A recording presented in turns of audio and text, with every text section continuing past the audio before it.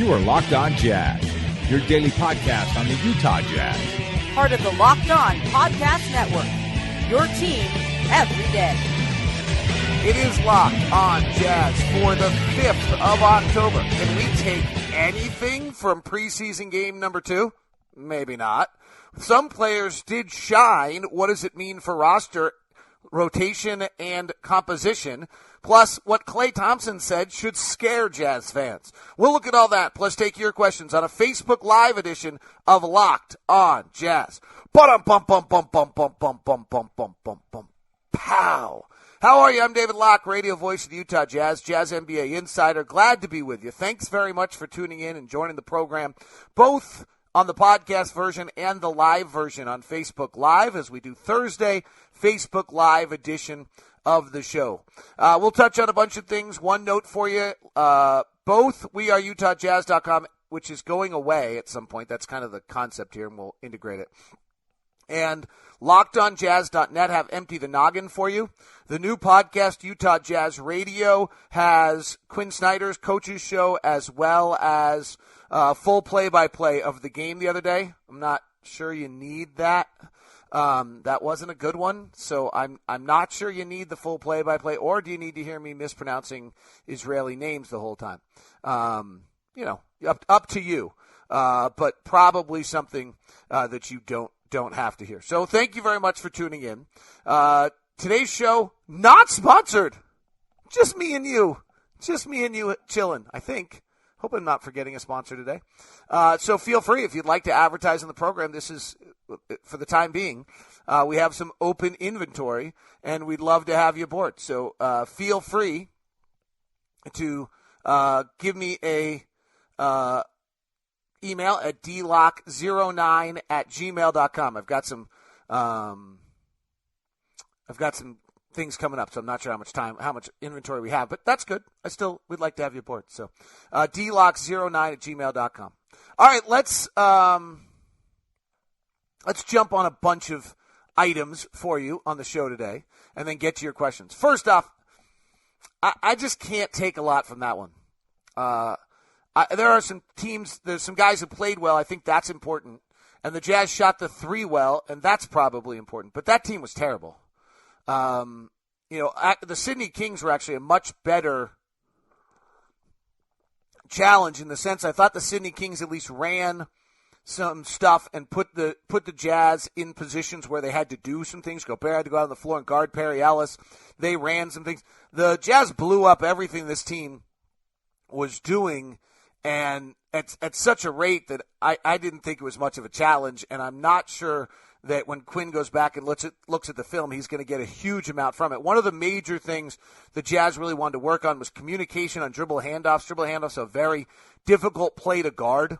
If you just kind of think about it, the guy's handing the ball to the ball handler or to the new ball handler. It's really kind of a pick and roll, right? But it's not, because it's the same action as if you think about it from a Jazz standpoint. So let's assume that Joe Ingles is coming, Rudy Gobert's at the elbow, Joe Ingles is coming to get the ball, and you hand it to him. At that point, it's kind of a pick and roll. It's really no different than a pick and roll. Very difficult to guard. If the defender's trailing, Joe turns the corner and can get to the basket unless that big pops out and blocks him, which, stops him, at which point then Rudy can roll and there's no one to help. That's why the Jazz run so many of them. It's at the same time, if you're defending and you try to go under, which is basically the same as on pick and roll, except for the fact that you have the big, the defender, and your two guys removed from the ball at that point. So what your big has to do is really back up and let you slide through next to the ball handler, so you can try to cut off. So you can try to cut him off. I don't know if this all makes sense, but that was a huge area of focus for the Jazz and in that game. And I didn't get to see them. I mean, they got to do it some, but they were so good at it, and this team didn't have and they had guys who were just shooting every time that they didn't gain. You didn't gain a lot from it. So that's the unfortunate reality is I'm not sure the Jazz got a huge amount out of that one. What was exciting is I thought the play of three players in particular, and some other guys played well, but let's go to those three. I don't know this. I haven't really talked to anyone about it, but the way I look at the roster, you've got guys you know are on the roster, right? So you've got probably 13 guys you know are on the roster. I'm pretty comfortable with Neto being on the roster. So then we're at 2 guys. Joel Balin Boy is 15 and Royce O'Neal is 16. There's only 15 guys. Nate Wolters and Eric Griffin are on 2-way deals. So they're not really, I mean, if they were so great, it could change. And I don't know the rule on 2-way deal if somebody can steal them. I don't think somebody can take your 2-way player and give them a full-time deal. So there's really no incentive for the Jazz to do that until they use them on the 45 days it's allowed. So you end up with a kind of an interesting circumstance that basically Joel Balin Boy and Royce O'Neal are battling for a roster spot, it feels like. And they were both great last night. Royce O'Neal is someone you probably haven't heard a lot about, but if you dig in a little bit, he played at Baylor, and then he went to Europe for the last 2 years and has been a stat box score stuffer. It really who he is. He started his career at the University of Denver and then went to Baylor for 2 years, and then he doesn't get selected in 2015, so he plays in Germany. He averages 8 points, 5 rebounds. Played for the Warriors Summer League in 2016, and then signed in Europe with a Lithuanian club and did kind of the same thing, put up those same kind of numbers. He's just a guy who seems to just fills the box score, and he's 6'6". He's 215. He's a good passer. He's a solid rebounder. And a little bit of the question on him is, can he shoot well enough? Well, he went 3 for 3 from 3 and looked really smooth. And he did exactly kind of what we're talking about. He had 5 rebounds. He had 3 assists. He had 9 points. He had a steal. He had a block. That's really who he is. I have had scouts tell me if this guy can knock down his 3, not just is he an NBA player, but he's a rotation player in the NBA. So that was a big day for him, and hopefully, for his case, it's a sign of things to come. He's an interesting guy, and I don't know if fans really realize it, but I think he has a real chance to possibly make this roster. Now, if he does, it means that Joel Balin Boy is suddenly in jeopardy. And Joel might have been in jeopardy a little bit when they drafted Tony Bradley, though I think Joel's probably more of a 4, though they have Jerebko and Joe Johnson on this roster. The other is Joel is trying to figure out his game. He had a really tough summer league, but played great last night. He showed some plays off the bounce. He hit 2 threes. He had 4 rebounds. He had a block. He showed that activity level. So there were a lot of things that were really good for Joel Balin Boy. And I think one of the things I think is really fun about this is when you have a guy like Royce O'Neal and a guy like Joel Balin Boy trying to make a roster and they play as well as they just did. That's pretty cool. I mean, both those guys kind of can go home tonight and say, or last night and say, okay, I gave everything I had. I put it out there pretty well. I played well. Let's keep it going. And it will be interesting to see how much time they get against Phoenix in the next 2 and against the Lakers after that, because I think that's, it's hard. You're with 5 preseason games is all. It's a very difficult thing for the Jazz to be able to try to play O'Neal and Balin Boy, get them time to see who fits the best, simultaneously getting the team ready. So it's a complicated little endeavor for the Jazz right there. So, but I love the fact they both played well. I think that's the best part about it. The other guy who continues to play well is Alec Burks. AB last night played 23 minutes, was 5 of 7 from the field, 3 of 7 from the free throw line. None of these stats are official, by the way. NBA stat system is a disaster right now. 3 of 3 from 3. He had 8 rebounds. He had 2 assists. He had a block. Really played well. Played in control. Played more mature. Quinn Snyder had the quote of the night postgame where he said, hey, Bowler calls him Houdini, but that's not an easy way to live. And I thought he was terrific. So very excited to see that.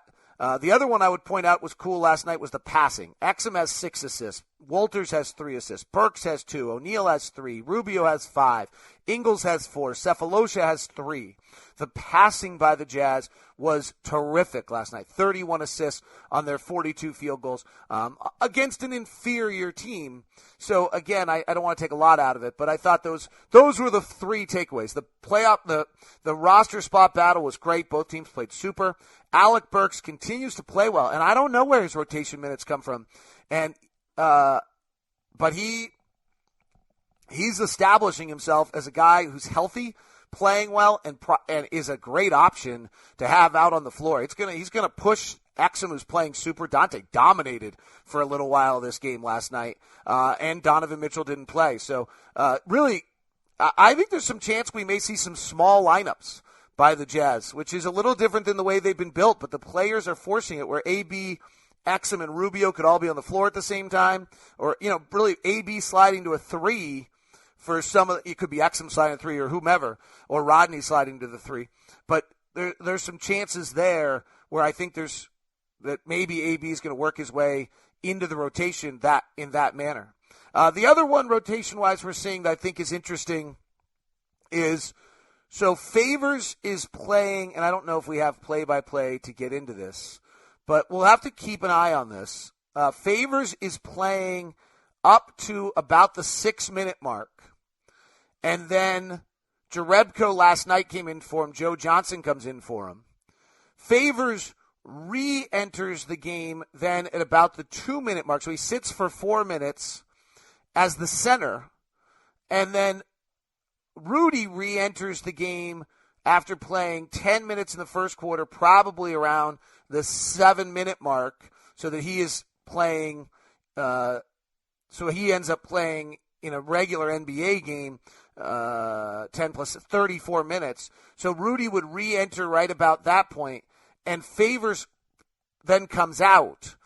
And so if what you're seeing right now, and depending on that, there's a chance that the Jazz are only playing 12 minutes a night with Gobert and Favors together.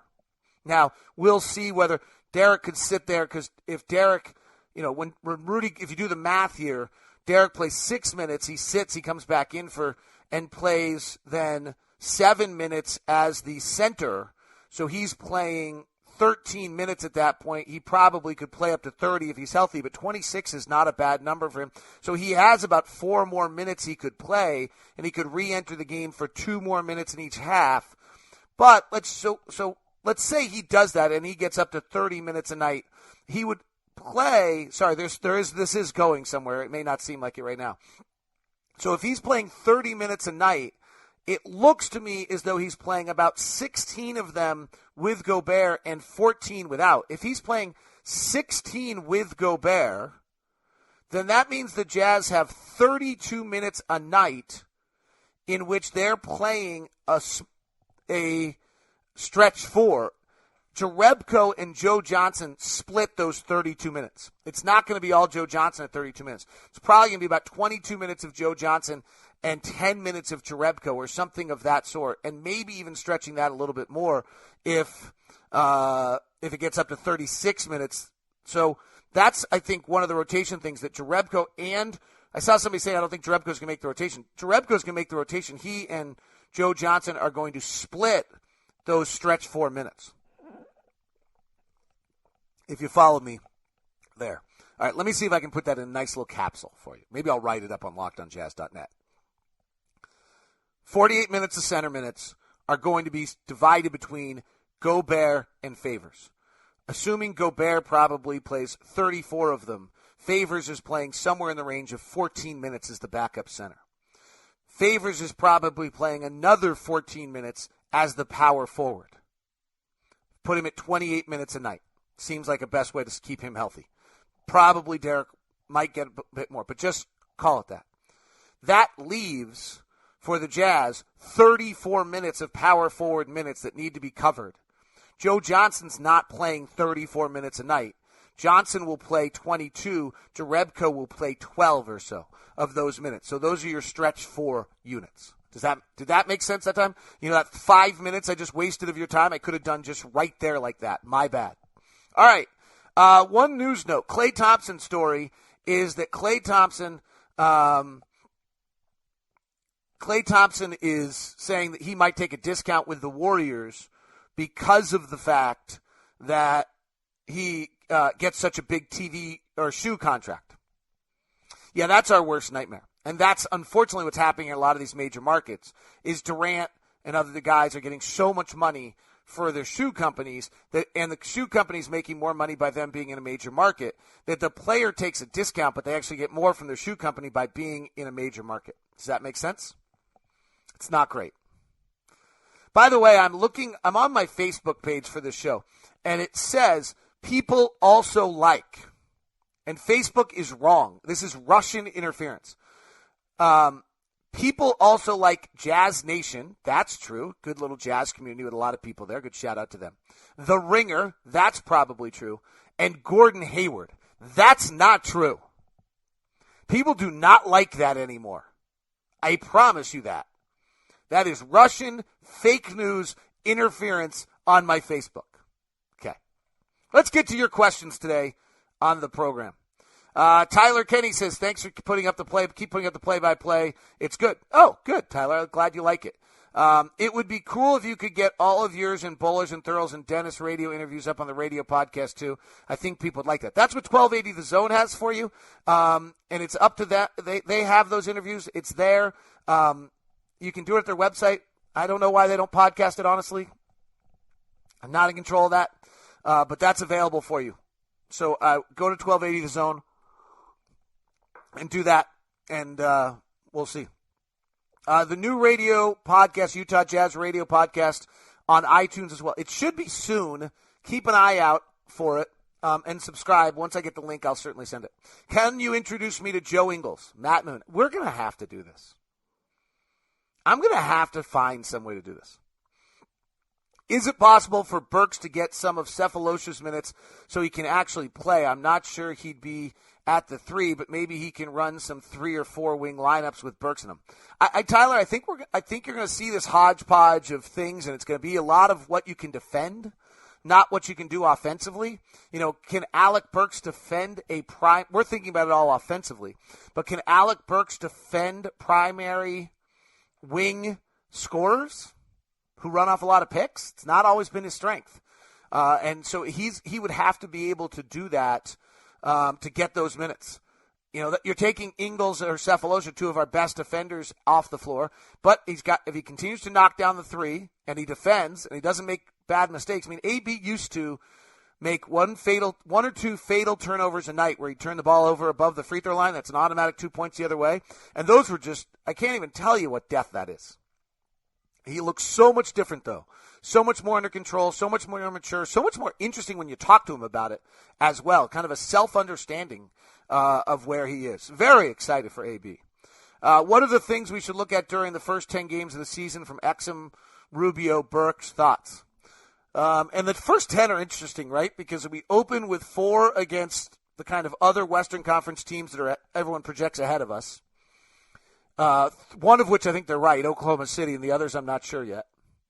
And then we play Phoenix, the Lakers, Dallas, 3 games we should win. One of them's on the road. Home against Portland, home against Toronto, at Houston. And then Philly and Miami and Brooklyn at home. So it's a really interesting mix of games. What are the things we should look for? Well, I think you're just trying to see how many easy baskets Rubio creates for other people. AB is a continually good decision-making. And Wixom is how the Jazz, he can use his first step. Jazz have integrated a few plays into the playbook that, in my opinion, are there for Wixom. Are for Wixom to use that first step. That first step is elite. He looks good. Again, we haven't played NBA players yet. Frankly, if our guys don't look good against the teams who just played, we're really screwed. So, there's that side of the story, too. We probably should be a tiny bit careful about that. What are your floors and ceilings for our offensive rating or defensive rating? That is a geeky question. So,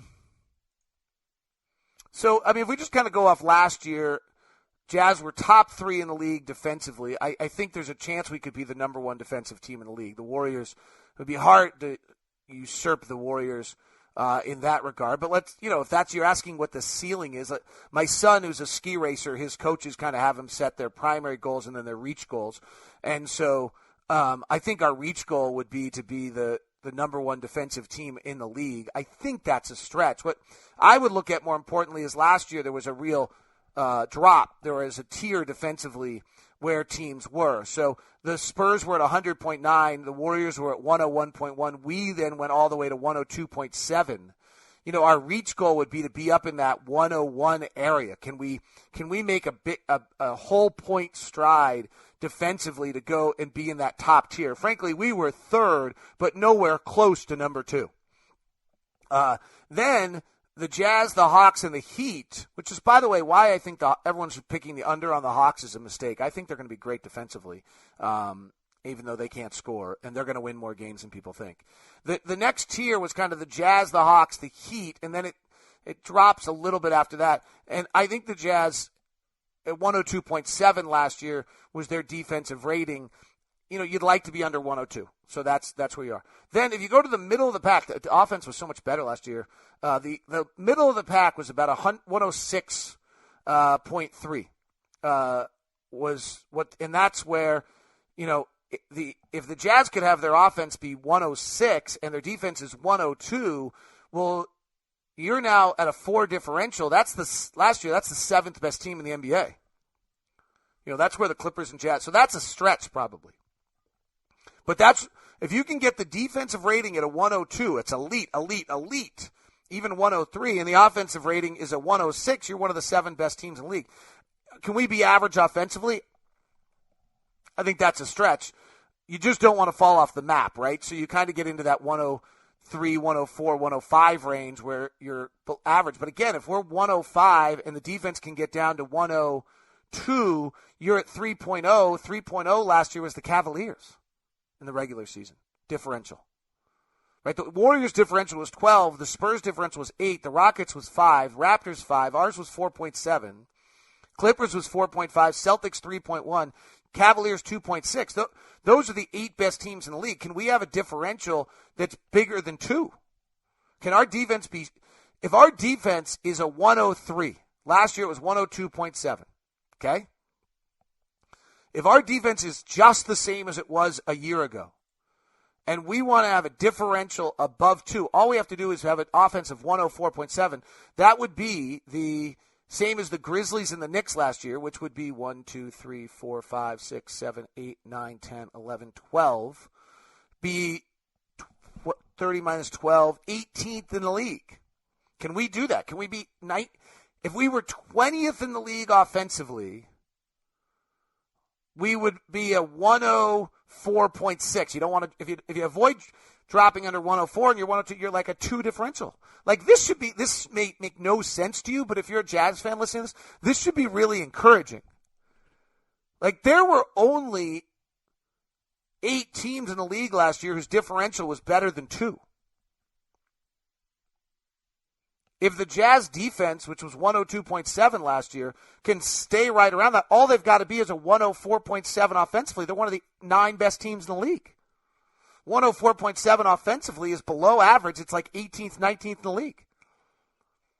I mean, this is where you should have your optimism on the Jazz. That's great question. Thank you for walking us down that road, Alex. You got me more optimistic about the team than ever. Another LockedOnJazz.net post I need to write up because I'm making no sense when I just verbally diarrhea doing it at first. Are you planning on doing PAC updates regularly through the season on the pod? When is the first one? I am. I'm actually going to try to do this weekend, try to work on a PAC preview. I don't have a lot of time right now. This is so crazy. I know people work real jobs that are hard. This one just takes a lot of time early in the season. Is there anything you take away from the team's perspective in the first 2 games against non-NBA teams? That's from Tyler Newman, who done great work for the Jazz blogosphere over the years. Yes, AB, I think, is a legitimate takeaway. And the effort to run is a legitimate takeaway. And then any success, I don't know. You think Joel will make the rotation? I don't know if he'll make the team. So let's start there first. I think there's a real battle between Balin Boy. Whoa, you just went up to the ceiling. I think there's a real challenge between Balin Boy and Royce O'Neal for a roster spot. That tells you how deep we are, because both those guys are good. Could you do an episode one of these days about how the coaches get into preparation for the game? Yeah, that'd be a really good idea. I wonder if Yes, I'm going to see if that's a great idea. Spencer Wixom. Hey, by the way, are you the Spencer Wixom that I see everywhere around on real estate billboards selling like huge major properties, so you should be like buying all of us lunch when you sell these things? I see Spencer Wixom, who's like a name in the jazz community, Twitter community. And then I see all the time, like I'm driving on Foothill Boulevard the other day, Spencer Wixom. And then I'm driving on the I-15, Spencer Wixom. Like, is this the same Spencer Wixom? Wait a sec. Does this mean that everybody who listens to this show is not actually in their grandma's basement, not doing things? I always love that. I always love when I'm talking to a prospective client and they're like, can you tell me the demographic? And my favorite part about this conversation, I'm in trouble here, is the person calling me and talking to me about the demographic of the show inevitably is in control of the advertising for a company or owns the company, right? And yet the implication in their voice while they're discussing this is that anybody who listens to this show must be living in grandma's basement underground and has not seen daylight in 7 days. And yet they're listening to the show. And so the fact of the matter is that most of the people who listen to this show are actually important business people in the community, own companies, or are significant employees in companies making major decisions. And so it's hysterical to me that that's actually who most of the people are that listen, but there's still this kind of implication that if you're listening to a podcast. Finally, the other day I said to somebody, like, I mean, podcast listeners by definition own a smartphone, are probably spending a lot of time in their car, are mobile and working, and like, there's like all sorts of natural progressions you can take that a podcast listener is actually probably pretty high income, doing pretty well, and making, or young and developing in the business, which you might want also. It's interesting to me, like, I don't know. I always hear that. Maybe it's my insecurities, and trust me, I got plenty of them. I always hear that when I hear, well, tell me about the demographics of like, I'm like, it's 97% male. It's between these age groups. Yeah, but you know their financial, I mean, I understand most people are doing their job, but there's this implication of it in there. All right. That's enough out of that. All right. So to the real estate mogul, Spencer Wixom, what do you think of Favors' involvement in the offense so far? Is it the lack of shots primarily because of a better look, Rudy, or is there a reason they haven't used him much? It's a great pickup, Spencer. I think it's real. Like, I don't know how Derek integrates into this. And what I really think is the key for Derek is, can he be a role threat?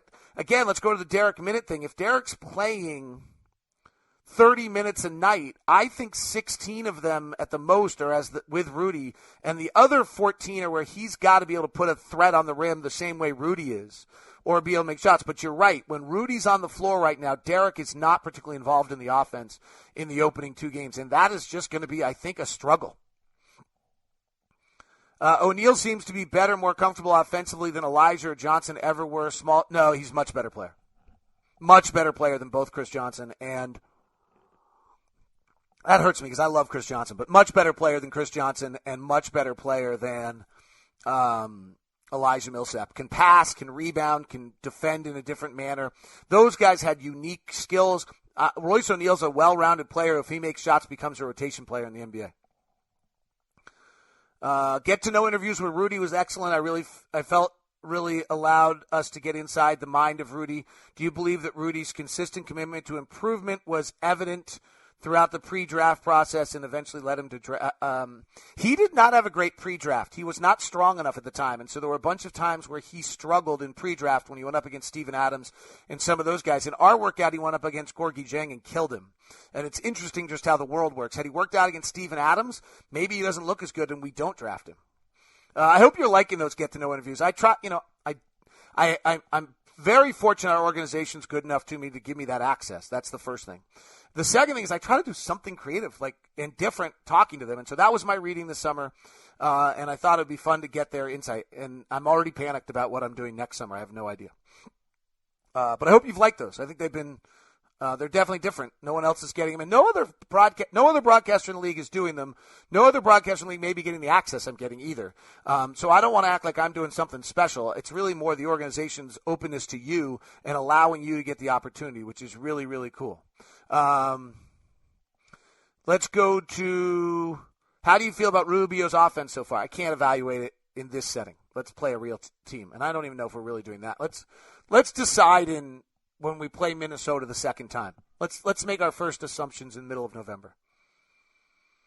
Will the Jazz, with the Jazz being always in the middle of the pack, how does that new draft rules hurt us? Doesn't that give us a better chance at a higher pick? Yeah, in theory, if we fall out of the playoffs, it won't be this year, but next year. As long as we have Rudy and we have Quinn, I don't think we're going to be a bottom 3 team anytime soon. So I would say, I would say that, that probably those draft rules help us. I don't like them, but they probably help us. Who has a brighter NBA future? Trey Lyles, Trey Burke, or Enes Kanter? Well, Trey Burke's not in the league, and I don't know what's going on with him, and I think there's something else going on. I just don't know. It seems strange. He's not even in a camp. I've always liked Enes Kanter for what Enes Kanter is. He's a great offensive player, elite-level rebound scorer around the paint. Accept him for his strengths. He's got the biggest elite skill. I like Trey Lyles a lot, too. He's a great ball handler and playmaker if he gets the chance out of that position, if he can get his shooting down. I think Trey Lyles could be really good. I've been a big fan of Trey Lyles. It's interesting. I don't think my opinion has actually changed on any three. I was not a Trey Burke guy out of college. It just was just short, not elite athletically. I was a Michael Carter-Williams guy, and I missed badly on that. So it's not like it's not like I have some drafting insight. He's just not the kind of guy that I like. That's not my cup of tea. It's interesting, by the way. Every scout you talk to in the league, as you get to know them, they all have their thing. Like there's a guy I know really, really well whose his thing is physicality, aggressiveness, and toughness. Like in any conversation, it will always come back to that. I have another friend who it's all offense, spacing and offense. He was ahead of the game on some of this, so it always just it gets to there eventually. Tabo looked good. Is he vocal? I mean, can he be a real member of the mentor for Dante and Mitchell on defense? I can't tell who's vocal on this team, honestly. But I think some of the mentorship is overblown, and I think some of the other stuff in that regard is simply that you're just, being a role model and doing it correctly. Great questions today. When is the deadline to get Exum and Hood extensions deal? I don't think either of them get done, by the way. A little bit because the cap hold on Rodney, the cap hold's so small that it's hard to go get that deal done.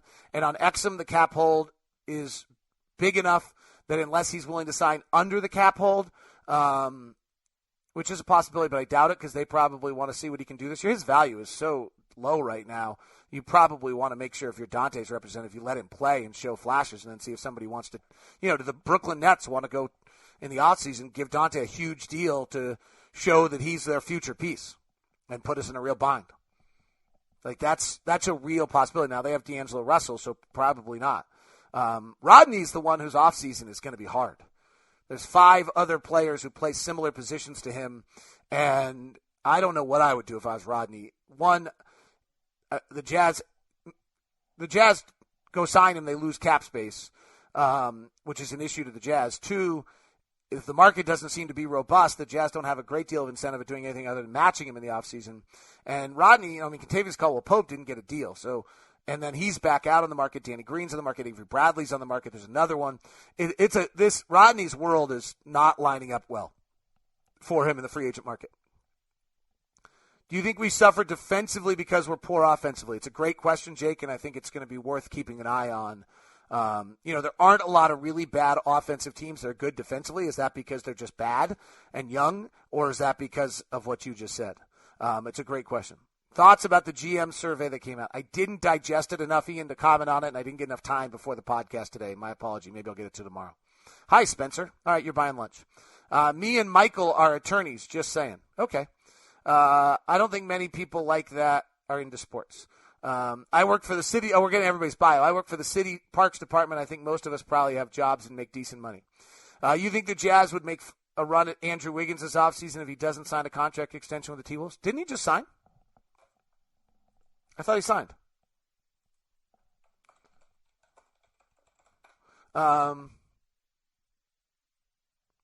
Didn't he sign? Did he not sign yet?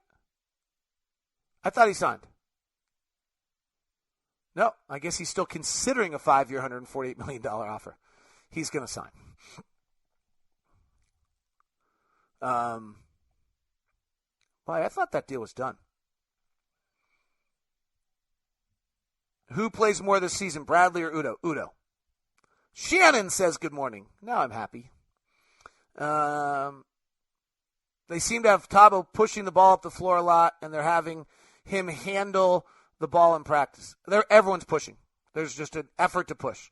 I get a little nervous when Thabo and Jonas put the ball on the floor. I like their games a lot. I get a little nervous when they put the ball on the floor. If they don't make it all the way to the rim, I'm not always loving what's going to happen. I think that's something to keep an eye on. We've got to avoid turnovers because they're easy points the other way against a non-set defense.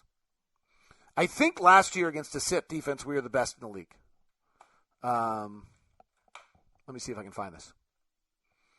Ryan says, how does AB's development and health impact the rotation? Who is the most impacted on our team if the Jazz decide to play AB? Well, I think there's two things. Let's be honest. We should have learned this by now. How often is a team actually healthy? Right? I mean, so I think there's that. Like, we probably should just kind of get used to that a little bit. After a made shot last year, the Jazz were 5th in the league, allowing 1.01 points per possession after a made shot. So when our defense gets set, we are the 5th best in the league. Warriors are 1, Atlanta was 2. Again, Atlanta.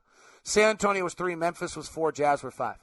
After a defensive rebound, okay, so we miss, the Jazz were the 3rd best. So the question of whether San Antonio was 1, Oklahoma City was 2.